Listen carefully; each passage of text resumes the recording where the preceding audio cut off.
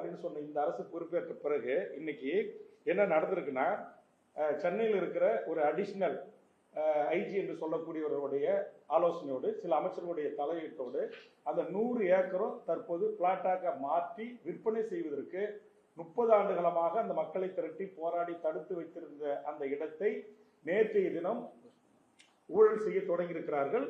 அதுக்கு fixation rate fixation பண்ணி அதை பிளாட் போட்டு விற்கிறதுக்கான முயற்சியில இந்த புதிய அரசு அந்த தனியார் பிரைவேட் முதலாளிக்கு ஆதரவாக நடந்து கொண்டிருக்கிறது.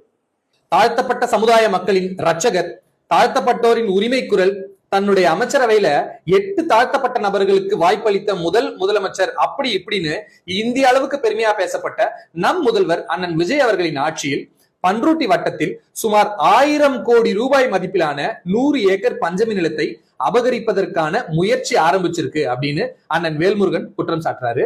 இதில் சில அமைச்சர்களும் சில உயர் அதிகாரிகளும் சம்பந்தப்பட்டிருக்காங்க அப்படின்னு அவர் குறிப்பிடுறாரு. முதல்ல பஞ்சமி நிலம் அப்படின்னா என்னன்னு பார்க்கலாம். 1891ஆம் ஆண்டு செங்கல்பட்டு கலெக்டராக இருந்த JHA ட்ரெமன்ஹர் என்பவர் தலித் மக்களின் வாழ்க்கையையும் அவர்கள் படும் இன்னல்களையும் ஒரு ஆய்வு நடத்துறாரு. அவர் சமர்ப்பித்த ஆய்வறிக்கையின் பரிந்துரையின் பேரில் 1892ஆம் ஆண்டு செப்டம்பர் 30ஆம் தேதி பிரிட்டிஷ் அரசாங்கம் ஒரு கவர்மெண்ட் ஆர்டர் பாஸ் பண்றாங்க. Depressed classes land act, DC act அப்படின்னு சொல்லுவாங்க.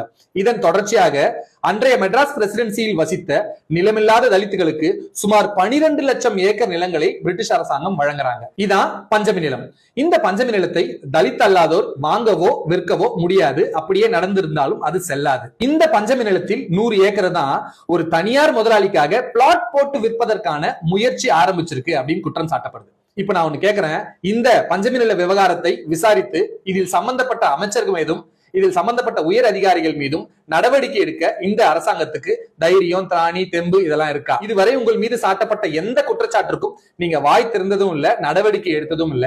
தாழ்த்தப்பட்ட சமுதாயத்தின் ரட்சகர்னு தன்னை பிரதிபலிச்சு கொள்ற நம்முடைய முதல்வர் இந்த விஷயத்துக்காவது வாய் திறந்து பேசி நடவடிக்கை எடுப்பாரா?